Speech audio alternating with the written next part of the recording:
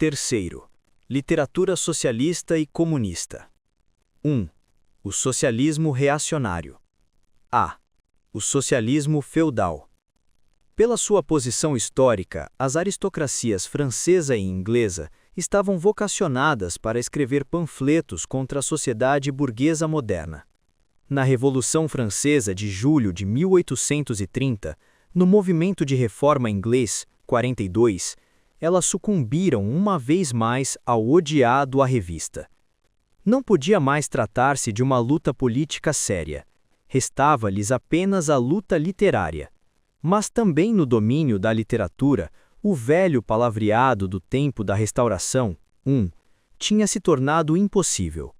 Para despertar simpatia, a aristocracia teve de aparentar perder de vista os seus interesses e de formular a sua acusação contra a burguesia apenas no interesse da classe operária explorada.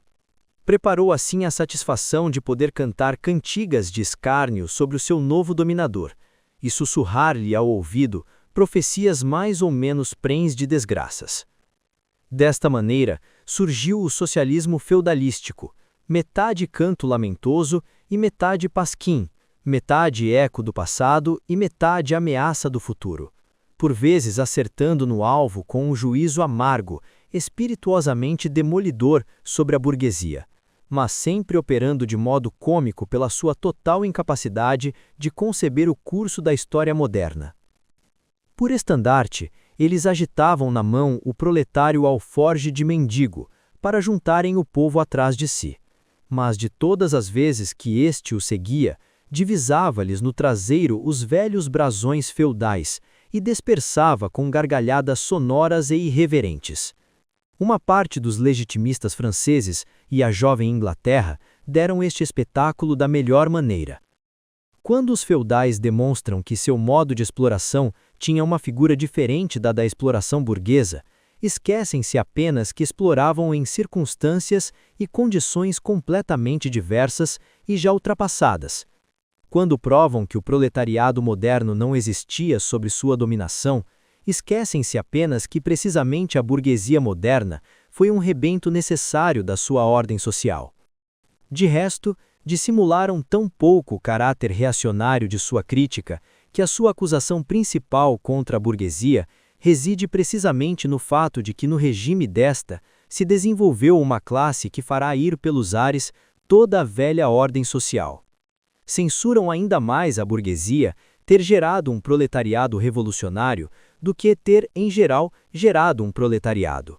Na prática política, tomam por isso parte em todas as medidas violentas contra a classe operária, e na vida habitual, acomodam-se, a despeito de todo o seu palavreado pomposo, a apanhar as maçãs douradas e a trocar a lealdade, amor e honra pelo tráfico de lã, beterraba e aguardente.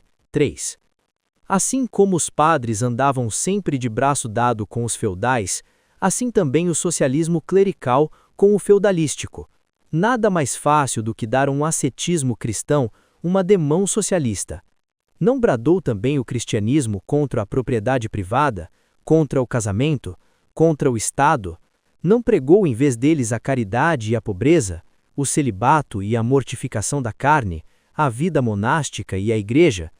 O socialismo cristão, fora, é apenas a água benta com que o padre abençoa a irritação do aristocrata. B.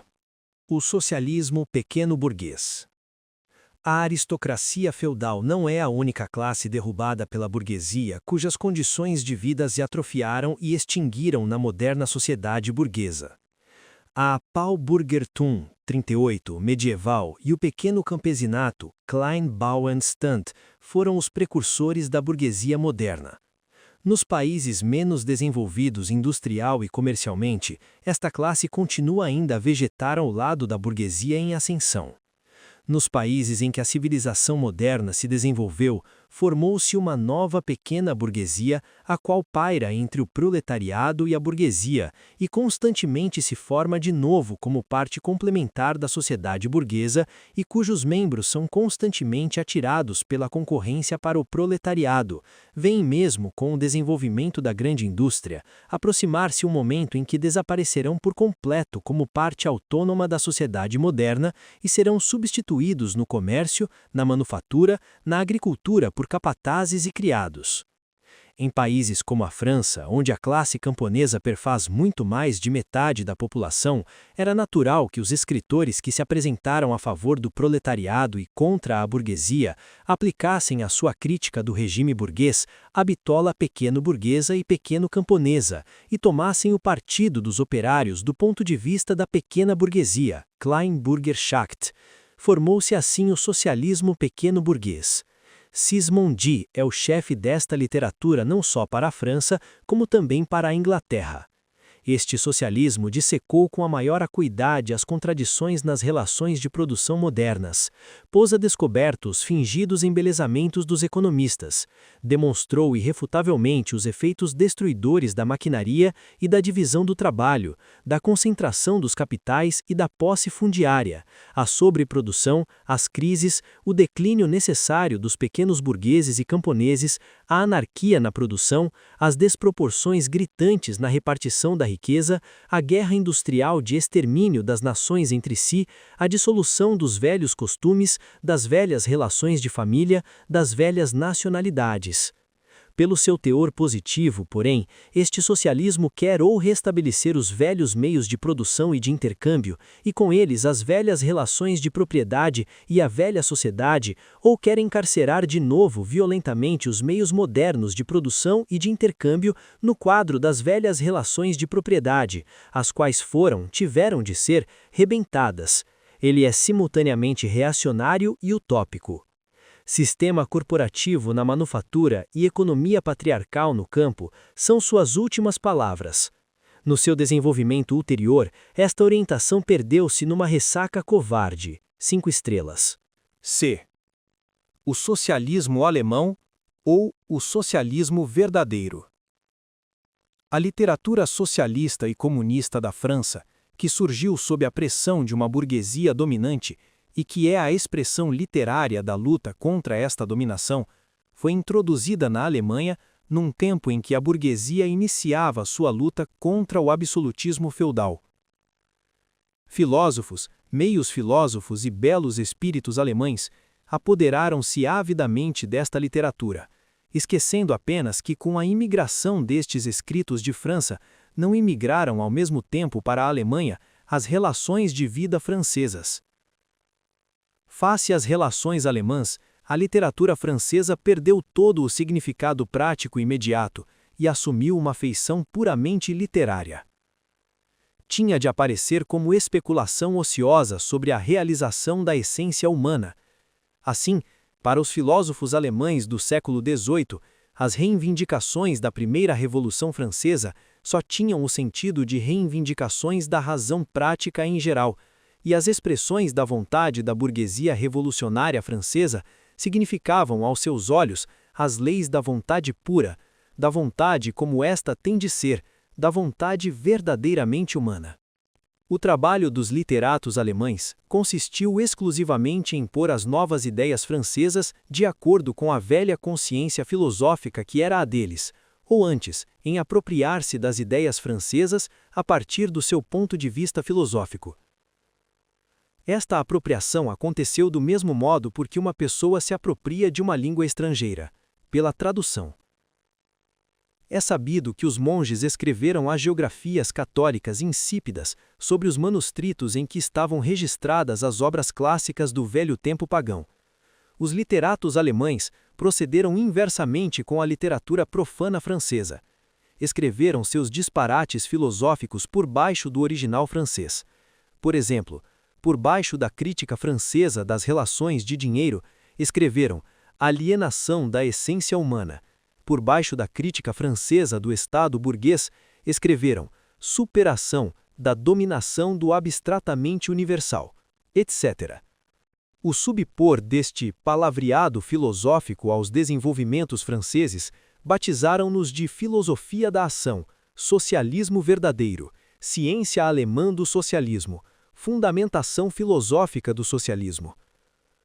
A literatura socialista e comunista francesa foi assim emasculada a preceito, e como nas mãos do alemão deixou de exprimir uma luta de uma classe contra outra, o alemão ficou consciente de ter triunfado da unilateralidade francesa, de ter defendido, em vez de necessidades verdadeiras, a necessidade da verdade, e em vez dos interesses do proletário, os interesses da essência humana, do homem em geral, do homem que não pertence a nenhuma classe, que nem sequer pertence à realidade, que pertence apenas ao céu nebuloso da fantasia filosófica. Este socialismo alemão, que tomou tão a sério e tão solenemente seus canhestros exercícios escolares, e que, qual vendedor de feira, tão alto os trombeteu, foi entretanto perdendo pouco a pouco sua inocência pedante. A luta da burguesia alemã, nomeadamente a prussiana contra os feudais e a realeza absoluta, numa palavra, o movimento liberal, tornou-se mais séria.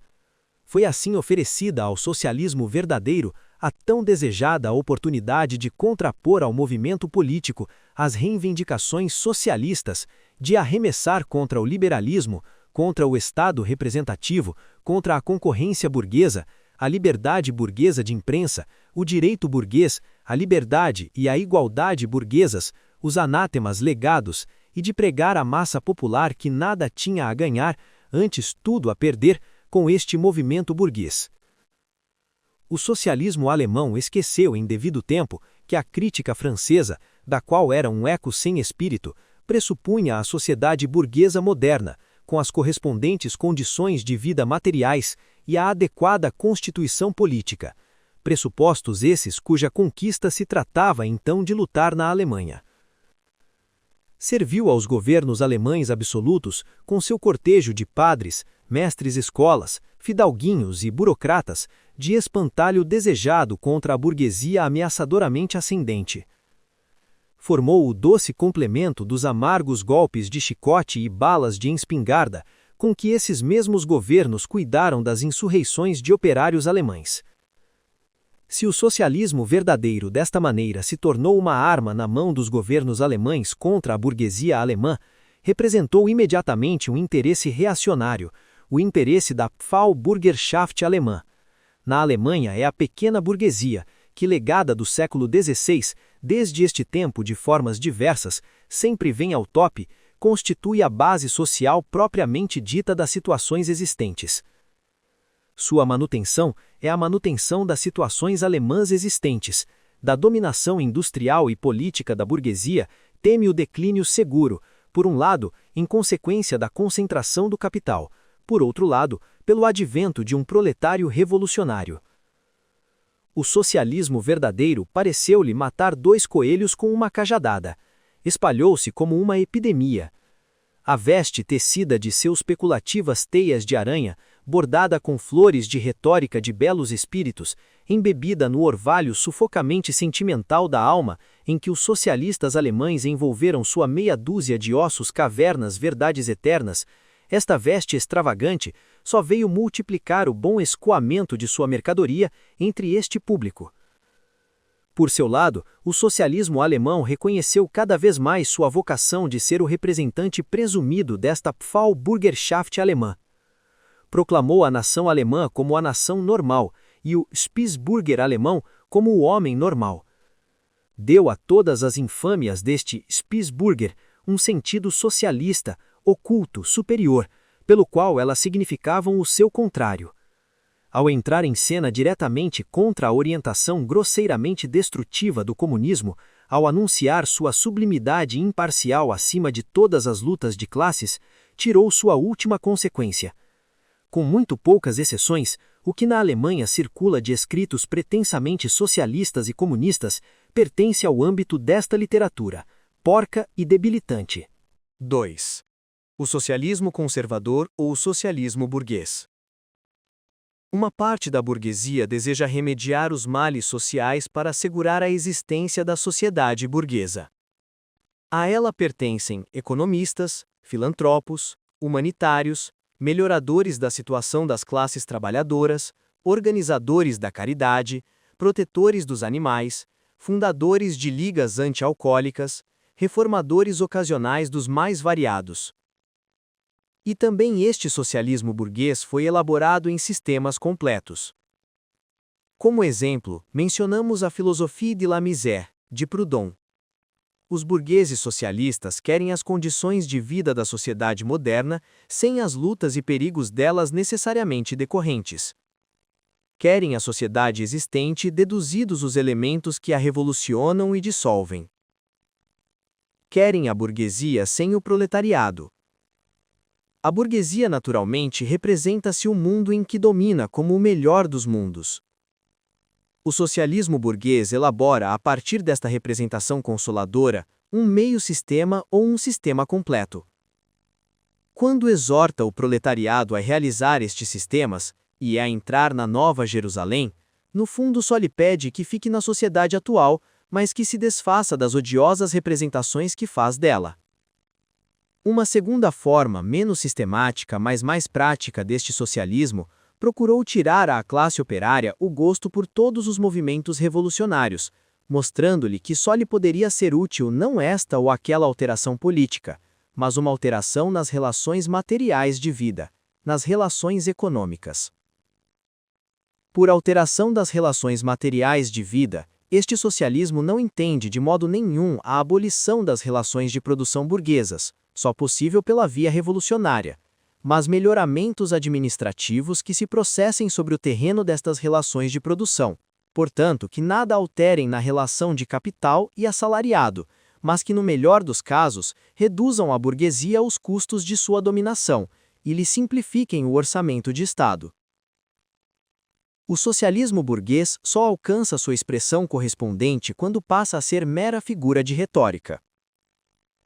Comércio livre, no interesse da classe trabalhadora. Proteção alfandegária, no interesse da classe trabalhadora. Prisões celulares, no interesse da classe trabalhadora.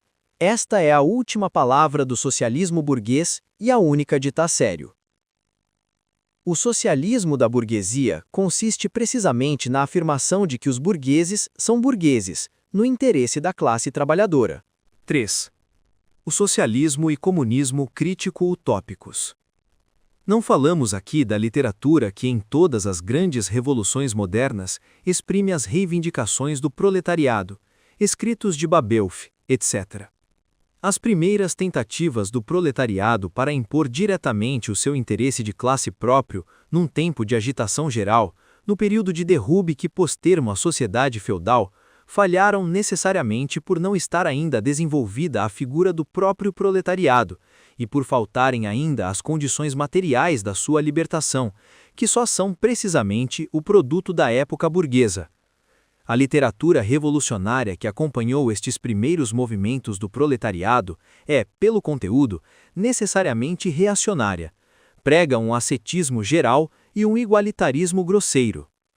Os sistemas propriamente socialistas e comunistas, os sistemas de Saint-Simon, Fourier, Owen, etc., surgem no primeiro período, ainda não desenvolvido, da luta entre proletariado e burguesia que atrás descrevemos, ver burguesia e proletariado. Os inventores destes sistemas veem, de certo, a oposição das classes, bem como a atuação dos elementos dissolventes na própria sociedade dominante. Mas do lado do proletariado não avistam nenhuma atividade histórica, nenhum movimento político que lhe seja peculiar. Como o desenvolvimento da oposição de classes acompanha o desenvolvimento da indústria, tampouco encontram as condições materiais para a libertação do proletariado e procuram uma ciência social, leis sociais, para criarem tais condições. Para o lugar da atividade social, tem de entrar a sua atividade inventiva pessoal, para o lugar das condições históricas da libertação, condições fantásticas, para o lugar da organização do proletariado em classe processando-se gradualmente, uma organização da sociedade urdida por eles próprios. A história mundial vindoura resolve-se para eles na propaganda e na execução prática de seus planos de sociedade. Estão de certo conscientes de defender nos seus planos, principalmente o interesse da classe trabalhadora, como a classe mais sofredora. Só deste ponto de vista de que a classe mais sofredora, o proletariado existe para eles. A forma não desenvolvida da luta de classes, assim como a sua própria situação de vida, implicam, porém, que eles creiam estar muito acima daquela oposição de classes. Querem melhorar a situação de vida de todos os membros da sociedade, mesmo dos mais bem colocados. Por isso, apelam continuamente à sociedade toda, sem diferença, e de preferência à classe dominante. É só preciso entender seu sistema para reconhecer nele o melhor plano possível para a melhor sociedade possível. Rejeitam, por isso, toda a ação política, nomeadamente toda a ação revolucionária. Querem atingir seu objetivo por via pacífica e procuram com pequenos experimentos, naturalmente condenados ao fracasso, abrir pela força do exemplo o caminho para o novo evangelho social. A descrição fantástica da sociedade futura brota num tempo em que o proletariado ainda está sumamente pouco desenvolvido e por isso apreende sua posição de um modo ainda fantástico, de sua primeira aspiração, cheia de imagens vagas, de uma reconfiguração geral da sociedade. Mas os escritos socialistas e comunistas consistem também em elementos críticos. Atacam todas as bases da sociedade existente, por isso forneceram material altamente valioso para o esclarecimento dos operários. Suas proposições positivas sobre a sociedade futura, por exemplo, supressão da oposição entre cidade e campo, da família, do proveito privado, do trabalho assalariado, a proclamação da harmonia social, a transformação do Estado numa mera administração da produção, todas essas suas proposições exprimem meramente o desaparecimento da oposição de classes, que só agora começa a desenvolver-se, que eles não conhecem senão na sua primeira indeterminação sem figura. Por isso mesmo, essas proposições têm ainda um sentido puramente utópico. A significação do socialismo e comunismo crítico utópicos está na proporção inversa de seu desenvolvimento histórico. Na medida em que se desenvolve e configura a luta de classes, perde esta elevação fantástica acima dela, esta luta fantástica contra ela, todo o valor prático, toda a justificativa. Se por isso os autores destes sistemas foram em muitos aspectos revolucionários, seus discípulos formaram sempre seitas reacionárias. Perante o desenvolvimento histórico continuado do proletariado, ativeram-se as velhas intuições dos mestres. Por isso procuram consequentemente embotar de novo a luta de classes e mediar as oposições. Continuam ainda a sonhar com a realização, a título experimental, de suas utopias sociais, com a instituição de falantérios isolados, com a fundação de colônias no país, com o estabelecimento de uma pequena Icária, edição de formato reduzido da Nova Jerusalém, e para a construção destes castelos no ar, devem apelar à filantropia dos corações e bolsas burguesas. De pouco a pouco, vão caindo na categoria dos socialistas reacionários ou conservadores acima descritos, e deles se diferem apenas por um pedantismo mais sistemático, pela superstição fanática nos efeitos milagrosos de sua ciência social. Por isso se opõem com exasperação a todo o movimento político dos operários, movimento que só poderia decorrer de uma descrença cega no novo evangelho. Os ouenistas em Inglaterra, ou fourieristas em França, reagem ali contra os cartistas, aqui contra os reformistas.